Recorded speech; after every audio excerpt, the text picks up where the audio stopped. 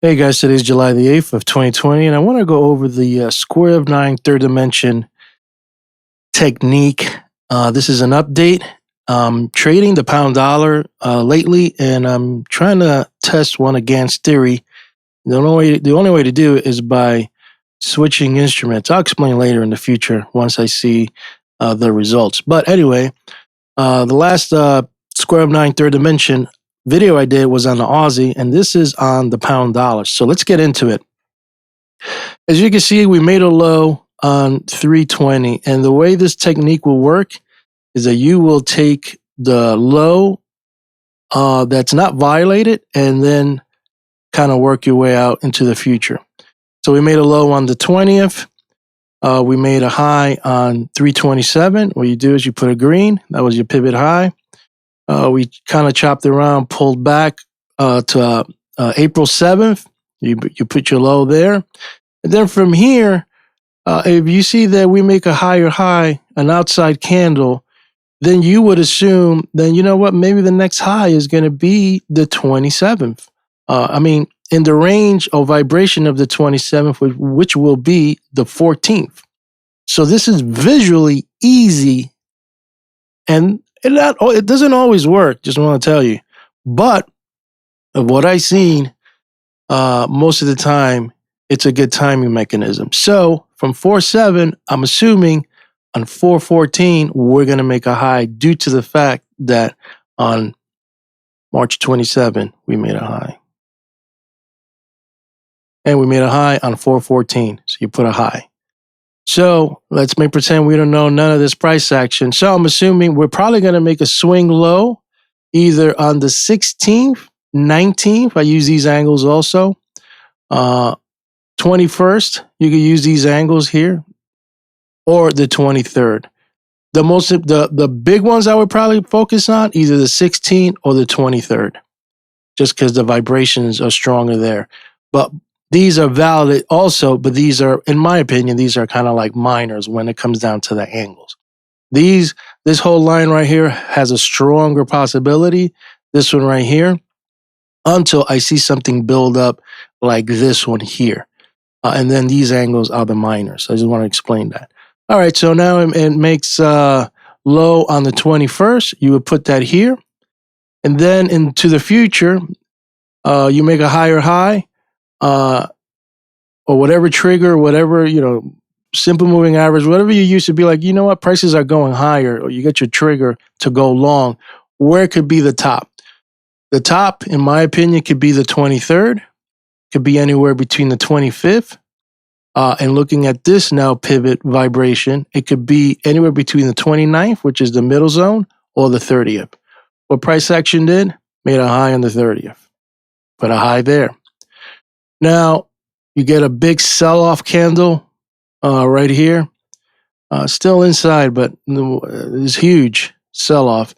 You'd be like, all right, maybe we're going to sell and go down. Where could be the possible low? Well, might not be here, but it's going to be short term. But you could say, you don't know the future. That's what I'm saying. It could be the 2nd, be the 4th, 7th, 9th, or 11th. Where's the any of those? 7th, got a nice little pop, failed, and kept going out. Where's the 11th? Somewhere around here. Prices continue pushing lower. All right, so none of these worked.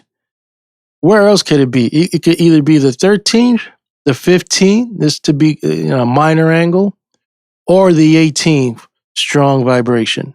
Strong vibration was the 9th. That didn't happen. Next strong vibration would be the 13th. That didn't pan out. You see that sometimes it doesn't work. But when it works, it works. And it's going to work on either one of these. And it worked out on the 18th. What did the price action did? It did put a low on the 18th. And now we got a pop, pull back, big buying candles. So what will you say? Okay, well, the high, and we don't know the future. So I'm just showing the high could be either the 20th, the 22nd, 23rd, the 27th, 29th, the 31st, the 6th, the 5th, and all the way to the 7th. Price action kept going all the way up, all the way to the 10th. Now, this is where the tricky part comes, because now this is where you adjust. And there's two ways I've noticed that you could adjust, and this is still in back testing mode. This is still in research mode. This is something you still have to tinker a little bit, mess around, turn the knobs, see what works, see what doesn't, back test, back test, back test. One way you could do is by increasing the date or increasing the number by 2. And you can see that I already had this lined up. The high was 610 right here. And what you could do is you could work your way from here to see what the future is. The problem is that the dates, you'll be missing a date. So there's a 10th, you're missing 11th, you go to 12. There's 13th, you're missing that 14th. So you have like a wiggle room of like 2 days for a turning point when you do this technique. So let's see, we made a high. And as of right now, we made a low all the way to June the 29th. So let's say we don't know what's there. What I would do, all right, maybe it could be a possible low on the 14th, maybe on the 18th, maybe on the 24th. But remember, the angles are always minor, not that important. This is where the kahuna. This is where the strong vibration is. The big vibration going across, and the 28th, 30th, in July the 7th. And the problem with this technique is that once you get out of the first wheel within a wheel, the first level within the wheel, is that when you increase it, you miss a day. So right here was the 28th, and the low was the 29th. So that's an example of what happens when you increase it like that. Then we pop, and we made a high on the 2nd. So right here could be the high, which would be a swing high. Possible high or low is the 6. And then there's a date minor, the 10th, and then the 16 is big, is the major one. 16, 17, and you got 18, and then you got the 720 right here. Next way to do it is by going back to 1 and then switching. We left off on the 8th and changed the date here to 6/9/2020, and your 10 high would be right here. So you would put a green here. This is another way to go about it, but you have to back test it because it might not work. We made a high here, and I would be like, you know what? Maybe the low will be on the 16th. I can see the 18th. Let's see. It's the 15th. That was off. Nothing there. There's a 20, 22. Nothing really there. And it made a low on the 29th. Right here. You put a red here. And you see that's a minor angle. So you got this new one here. And this because you adjusted the date and the 29th. Then from here, possible high could be either the 2nd or the 4th. And whatever happens from there, you could do the 6. These 3 days. But you want to build a cluster. 8th will be a key date to watch, wherever direction it goes. 9th is a minor. You got the 11th, and you got the 13th. And some of these days, I'm not looking, at the calendar, could be, weekend. So, you got to consider that also, depending on the dates. Because nothing's going to happen on Saturday or Sunday. Well, Sunday night, but, that's something you have to consider. So that's another way to look at it. 320, and then the one I did from my video in with the Aussie. Another way is that you could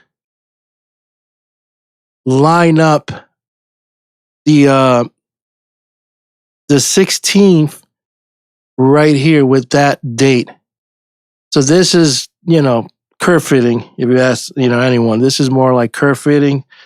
So you would do what, 6, 1, let's see. So you add what? That's a 2, off by 1, 3. So let's take this off. No fill. And let's take that one that I just added. No, well, that's yellow. Okay. Actually, this is yellow too. All right. So you could do this also. Line it up with the 27th. This is the way I did it when I did my first video. And let's see how it pans out. So you got a high here. So I'm looking either for a 12, 17th, 19, or 21, or the 28th for a swing low. And you can see that price action kept going down, and the 29th was up here. So it was off, by a day. So looking at this, you could be like, well, you know what? Maybe with that second example you show where you increase it by 2, you got a little wiggle room where you could pick. So you see, that's what the kind of thing you got to back test. And then, you use this way of curve fitting that high. You can see that possibly, on the 30th, could be either swing high, swing low. You could use the 5th, and then the 7th, and then the 9th, and then go all the way, to the 14th. So that's examples of how I would use the square of 9, third dimension, back test, back test, back test. But what I noticed, when you get the first one, a lot of it's really good until you run out of the range, from the first pivot. Once you get out of here, then it could get a little sloppy.